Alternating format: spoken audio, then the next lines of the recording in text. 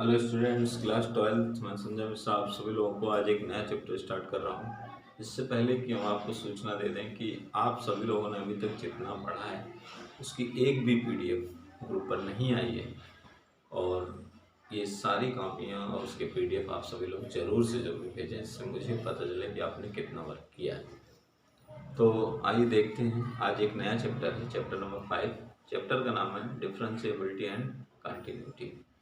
तो इसके बाद अब वीक में कम से कम 2 डेज जो मैं पर भी क्लास लेंगे, जैसे जैसे वर्क स्कूल से रिलेटेड कम हो जाएगा। तो डिफरेंशिएबिलिटी एंड कंटिन्यूटी के अंतर्गत सबसे पहले हम चर्चा करते हैं कंटिन्यूटी। कंटिन्यूटी क्या है? व्हाट इज ये continuity?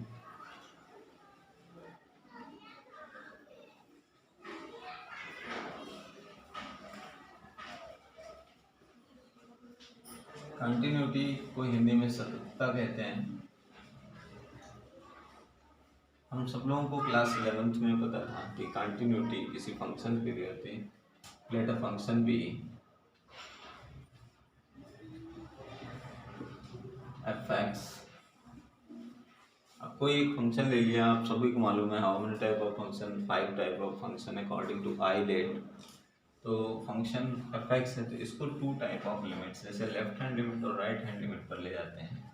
Bye left hand limit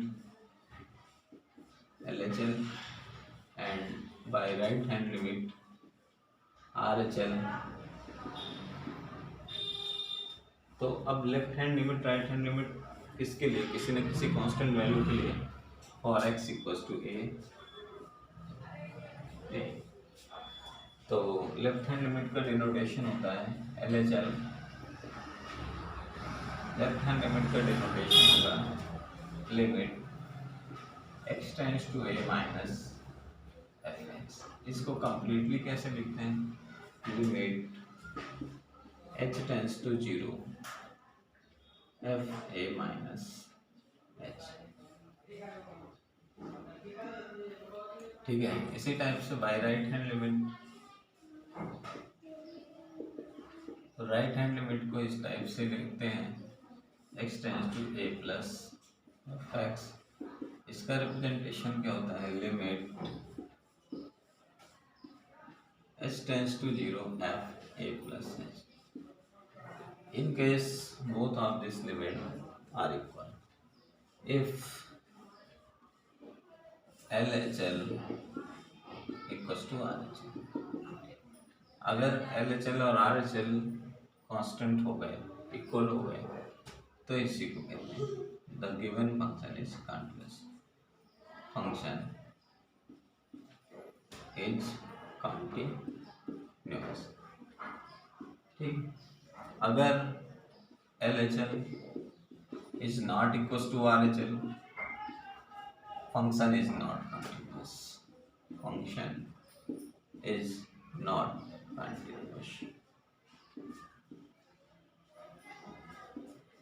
मैं आपको हिंदी मीडियम के बच्चों को भी समझा दूँ कि जैसे जो लेफ्ट हैंड लिमिट और राइट हैंड लिमिट होती है, उसमें किसी फंक्शंस के लिए होता है। फंक्शन में बहुत सारे फंक्शंस होते हैं, जैसे trigonometric function, algebraic function, logarithmic function, binomial function है, और ऐसे ही एक्सपोनेंशियल फंक्शन।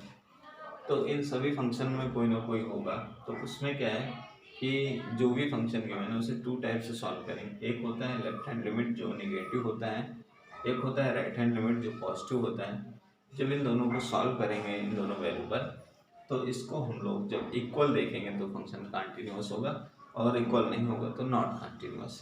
कंटिन्यूअस को हिंदी में सतत कहते हैं, सतत। तो ये हम लोगों ने पढ़ा हुआ है। इसके बाद इसी में एक बात और आती है डिफरेंशिएबिलिटी के लिए। डिफरेंशिएबिलिटी के लिए जो फर्स्ट प्रिंसिपल फार्मूला है,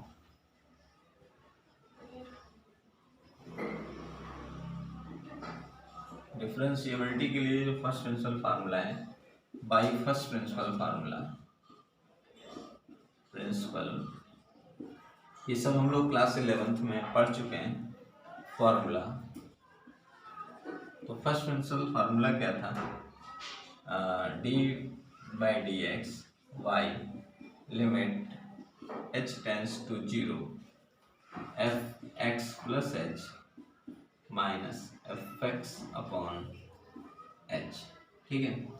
इसी टाइप से d by d x y limit h tends to zero f x minus h minus f x minus, ठीक है।